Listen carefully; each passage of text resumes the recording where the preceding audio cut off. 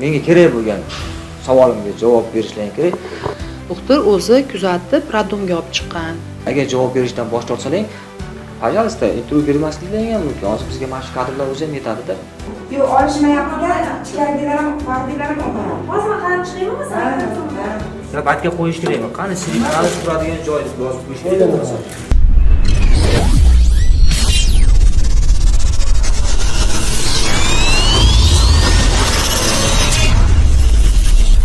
Farg'ona viloyatining Oltiariq tumanidagi Eskarab qishlog'ida 2001-yilda tug'ilgan kelinchak ikkinchi farzandini dunyoga keltirgan. Ming afsuski, tug'ruq jarayonidan so'ng bizga kelib tushgan manbalarda aytilishicha, shifokorlar e'tiborsizligi sabab kelinchak 4 kundan so'ng vafot etgan. Biz esa ijodiy jamoamiz bilan Oltiariq tuman tibbiyot birlashmasiga bordik va bo'lib o'tgan achinarli voqelik sabablarini ochiqlashga harakat qildik. Raddom ketdik kiramiz. Ketdik. Yo, siz oldin kiring, o'zingiz sekin narsangizni qo'yib qo'ying. Agar ish qilishmayap turgan bo'lsa, menga mana yuring, mana yig'ilishyapti. Yo'q, tushundim, ko'rdim aka. O'shangacha sal. Xo'p, hozir mana 1 soatda o'tdi-da hozir. Yo'q, endi raddom beryapti, tug'ruq holatida bo'lsa, raddom tug'dirib turgan bo'lsa, yo'qmi, bolam qo'yib qo'y, o'lsa ham, tirik qolsa ham yurdim men. 1 soat operatsiya bo'lmaydi-ku. Bu operatsiya bo'lmasa to'g'riqlab bo'yapti-da. Siz kiring, ishlamasangiz ko'zingiz bilan ko'ring, jurnalgacha ko'rasiz. Haqiqatli doktor yonboshlayotgan bo'lsa, aytasiz menga. Billa kiringlar o'sha yerga hozir. Rost aytyapman, raddomda ular ish qilyapti. Batda yig'ilish bo'limga siz bilan kirsak bo'ladimi? Jicha sabr qilib tursin dedim, xolos nimani men sizga. Ana ular bilan raddomdalar bilan gaplashib olasiz. Mana biz holat bo'yicha kelib o'rganishga kelganimizga 1 soatdan o'tgan bo'lsa-da, hali hanuz mas'ullar o'ta beparvolik bilan harakat qilmoqda. Operatsiya soatini belgilamaymiz. Har xil holatda doktorlar Ko'p bilan qancha endi biz belgilamaymiz. Tibbiyot xodimimiz ular chiqadi operatsiyadan. Qancha muddatda operatsiya qilishni? Birorta Hamshira bo'lsa-da, hamshiralar operatsiya jarayonida yordam beradi. Hozir bitta ayol borku, hamshirami kimdir chiqdi-ku.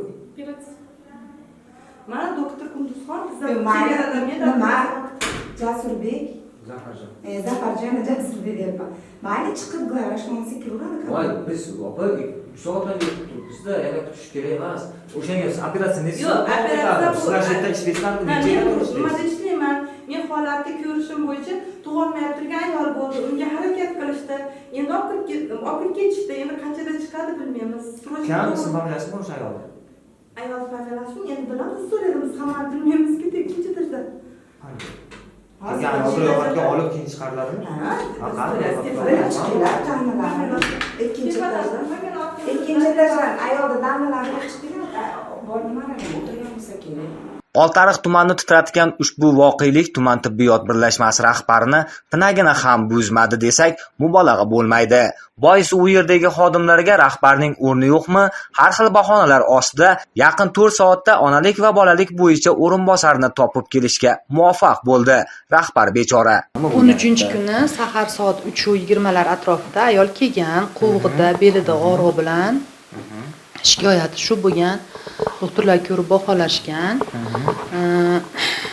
Og'riq qoldirishga muolaja qilishib, kuzatuvga olishgan ayolni. Analizlarga buyurishgan, tekshiruvlarga buyurishgan, yurak EKGsi, shu laborator tekshiruvlarga. Keyin nazoratda bo'lib turasiz, biz kuzatamiz deyshgan. Shu bilan ayolda bezovtalik bo'lmagan. Ertalab obxod paytida yana ko'rishgan. Ayol endi shu ginekologik yo'l bilan ko'ramiz deyshganda, menda bezovtalik yo'q. Agar bezovta bo'lsam aytaman, chunki unda ikkinchi homiladorlik, ikkinchi tug'ruq degan. HDB homiladorlar davolash bo'limiga o'tkazishgan raddomdan kuzatuvga. Kuni davomida tinch turgan.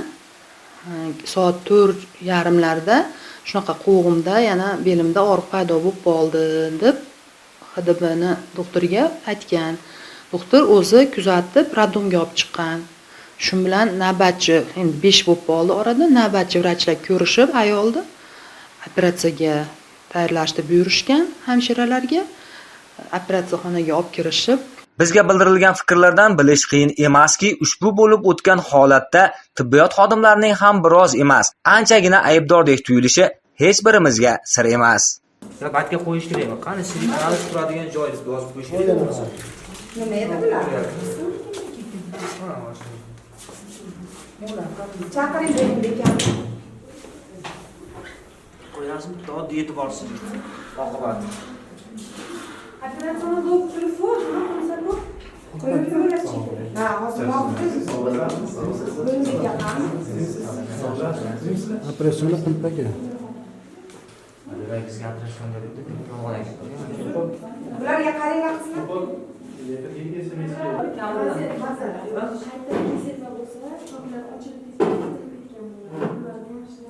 O'sha qancha muddat davom etadi? Taxminingizcha? 1 soat, 1,5 soat. Eng ko'p vaqt olsa 1,5 soat, 3 soatgacha. Eng ozrog'i bo'lsa-chi? Eng ko'p bo'lgan qancha? 15 minut.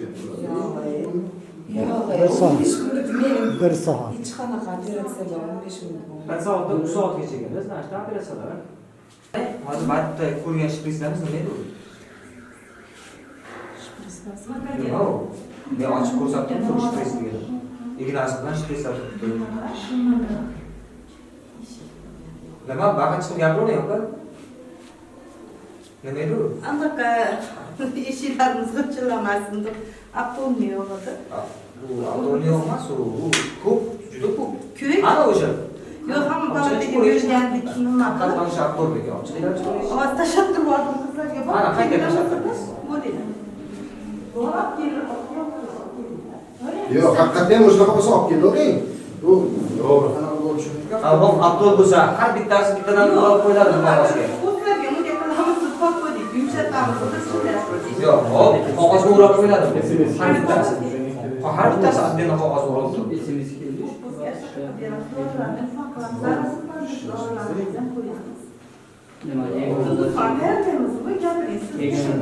Shuni ular qog'ozga o'rab qo'ymaysiz, opa. Yo'q, u dori.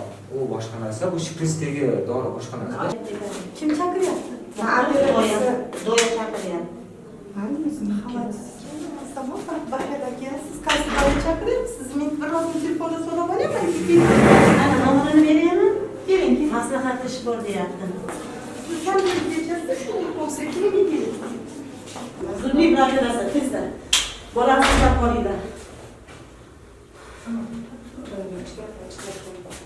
Tez bo'linglar. Yormalisan. Bola tirsutdan o'tib ketdi. Bola qiynalmayapti, boru. Patkochi bo'ling, mehmonlar bor, patkochi bo'ling.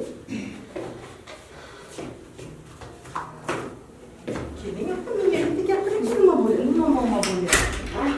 Yormalisan. O'rganishimiz davomida bizda emas, Farg'onada vafot etdi deya bong urayotgan tuman tibbiyot birlashmasi rahbari nahotki o'zlarining qo'lida o'lish holatiga keltirilib, keyin esa Farg'onaga yuborilganini bilmasa. Menga kerak bo'lgan savolimga javob berishlaring kerak.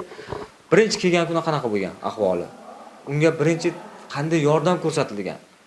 Ha? Hop, o'sha to'lg'oq boshlanganda birinchi nima qilingan? Hop, tug'dirilgan, operatsiya qilib, operatsiya yo'li bilan olingan, to'g'rimi? Undan keyin onaning ahvoli qanday bo'lgan? Agar javob berishdan bosh tortsalang, пожалуйста, intervyu bermasliklaring ham mumkin. Hozir bizga mana shu kadrlar o'zi ham yetadi-da. Intervyu berishdan bosh tortdi, onaning o'lim sabablari yashirilyapti deb beraveraman. Yo, ona o'lim sababini endi ona ertalabgacha o'lgandan keyin og'irlashgandan keyin bu holatda viloyatga o'tkazildi. Shoshilinch tibbiy yordamga. Hop.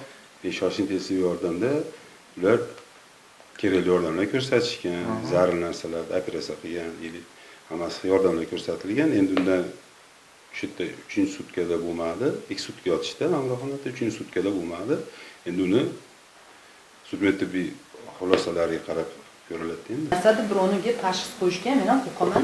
Buni endi viloyat sudmet ekspertiza bor, ular chiqargan. Biz ushbu holat bo'yicha viloyat sog'liqni saqlash boshqarmasidan rasmiy munosabat kutib qolamiz.